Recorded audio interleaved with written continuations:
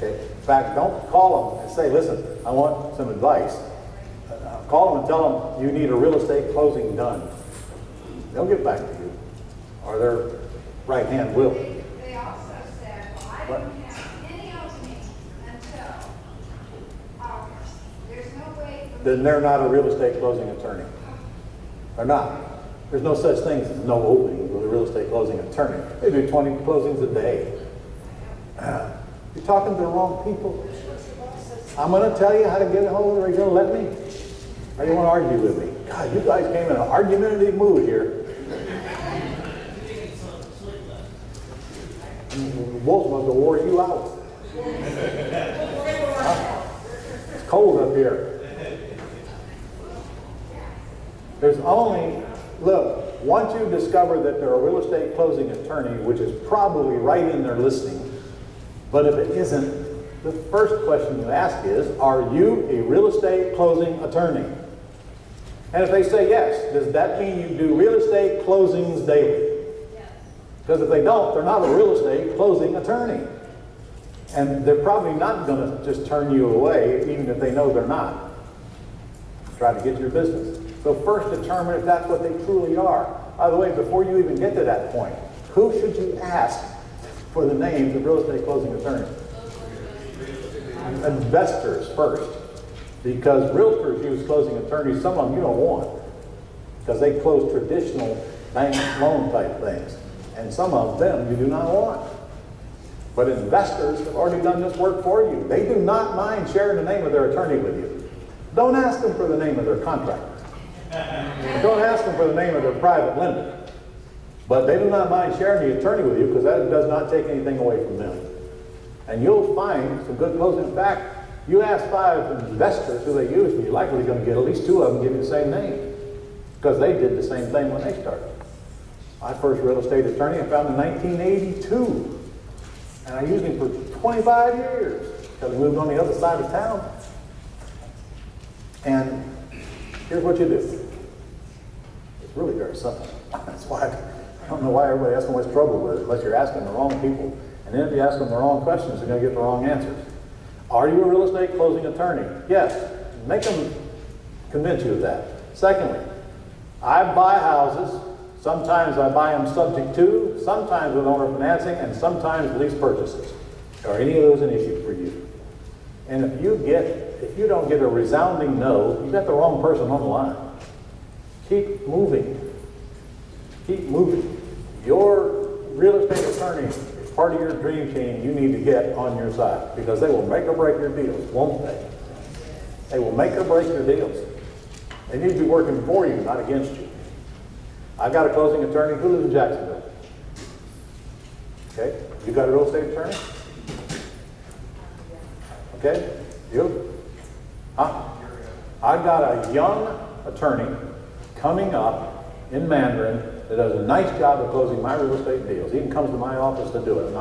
And with yours too. You're right down the street from me. Make sure I get you that name. You already met with him? Good. Okay? How did I find you?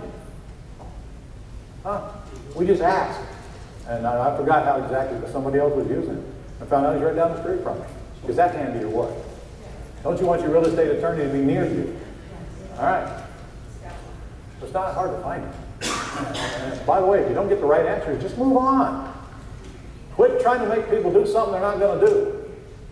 And quit begging them. I don't beg anybody to do anything. In fact, when I hire an attorney, I have a conversation right up front. Come to Jesus meeting. I ain't going to bug you much, but when I bug you, I expect an answer, and I expect it in a reasonable amount of time, and a reasonable amount of time is not 3 days. Okay, I'm happy to pay you when you invoice me, but I expect some prompt service because I don't have time to chase you. Are we going to have a problem? Oh, of course not. Now, sometimes they lie. And if they're lying, I'm telling you, if it's an ongoing thing, if they're lying, I'm going to whack them. And if it's not an ongoing thing, and it's a short-term deal, and I'm going to use them for, I'm just not going to use them again. I'm not going to do business with people who don't want to do business with me. And I tell everybody, I do not beg people to take my money. So if you don't want to do it, tell me now. Not a problem, not mad at you, I just aren't going to deal with you. I promise you, you're in business a while, you're going to be just that big an asshole too. Because people are gonna run over you, gonna suck up your time, gonna waste your time, gonna jerk you around, and it's up to you if you're gonna let them or not. I'm just not gonna let them. Do you have a question? Could you repeat that question again, the second part of the question you asked? Yeah. What are your attorneys gonna have, what are they mostly gonna have objections over? Some of them will not do a subject to closing. I don't know why, they have no liability. But some of them just won't do a subject to closing. By the way, if they don't know what subject to is, they certainly aren't real estate attorneys, are they? And land trust, you might want to add that. Although your attorney has nothing to do with your land trust. Except that they use the deed you give them because your property is going into a trust. I don't think you're going to have a problem with that. But if you do, just deal with it. They're going to use, are you going to send my documents to your attorney anyway when you're closing your first deal? Yes, you are. If your attorney's got a problem with any of my contracts, aren't they going to fix it? Hello? Please do not let them substitute my contracts for theirs.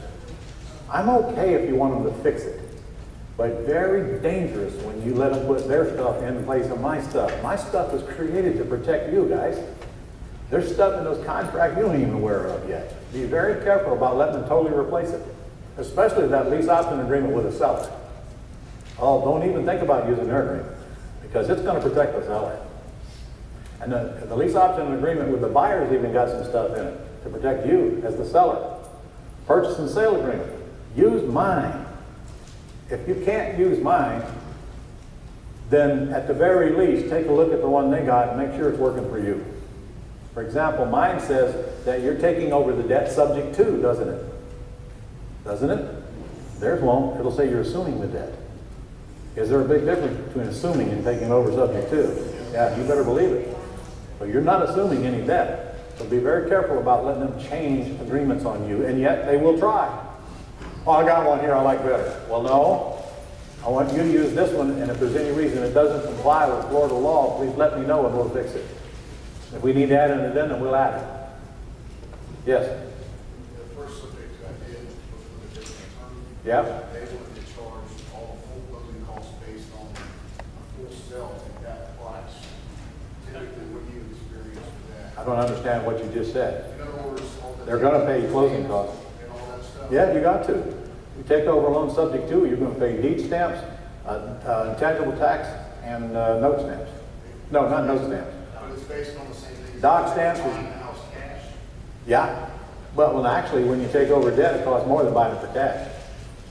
Where you live here, you got to pay $7 per thousand transfer tax, or doc stamps as we call it. And then you got to pay $3.20 a thousand for every $1,000 worth of debt that's on it that you take over. And then if you create owner financing back to the seller or go to the bank and get a new loan, that's another $2 per thousand. That's $12.20 per thousand with new debt created. And no matter not whether you take it over subject to or owner financing, you still got to pay those closing costs. And your attorney will charge you for that. He has no, he can't do it any other way because he's not going to break the law. All right? So, yes. Would it be a good idea to get these contracts for this attorney here, take a couple of this blank beforehand, make sure that... You can if you want, but honestly, it ain't going to take him but a few minutes to check it when you actually got a deal working.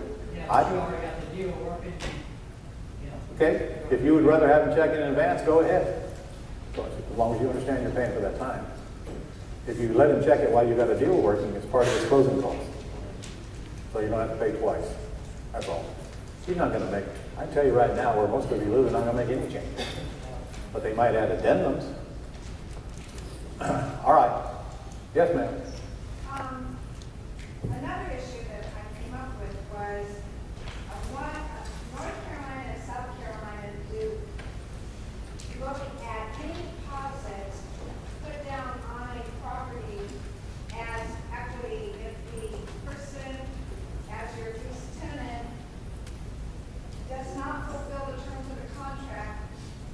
The courts in North Carolina and South Carolina say that that is equity that they have in the property.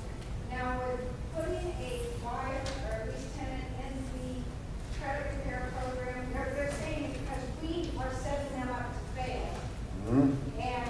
Where are you getting this information from?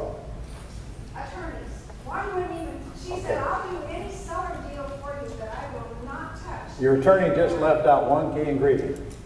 That only applies once they hit 20% of the purchase price. That's all, they just left that out. Why don't you pull the law up and check it for yourself? Instead of, well, do attorneys tell you crap that ain't really true? Just because they got initials after their name does not mean they're all that bright, guys. I mean, if you think about it, if they are all that bright, why aren't they doing real estate? Huh?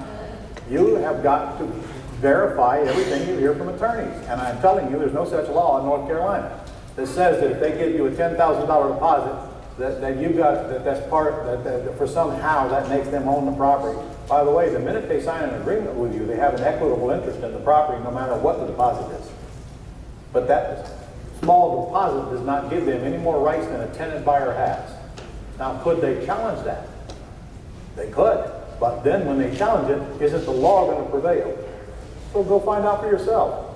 So the next time an attorney tells you something that bothers you, your next question is, could you give me the statute so I could go check that out, please? Better yet, would you email me that law and read it for yourself? And the first thing you need to read are the exceptions. When you're reading any kind of a law, go right to the exceptions first. It might save you from reading the law. I mean, like the Dodd-Frank thing. Jeez, everybody's so afraid of Dodd-Frank. Dodd-Frank, 850 pages long. Ain't nobody going to read it. Dodd or Frank didn't read it. They didn't. They didn't. I tell you they did. Go to the exceptions and write in the exceptions. It says if you don't sell more than 3 houses with owner financing out of one entity in a year, you're exempt.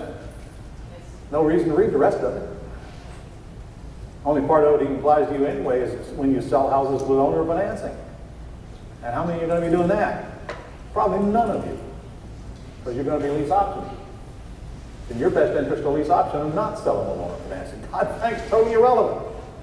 But look at the hubbub it created. Look at the fear it put in the minds. Probably drove some people out of the business because they listen to gossip and they don't check things out. I told you, the whole world is full of crap. You don't believe anything you hear. So check it out. Now, are we clear on how to find an attorney? Are we clear that an attorney is an important part of your chain team? Yes. That's a very important part.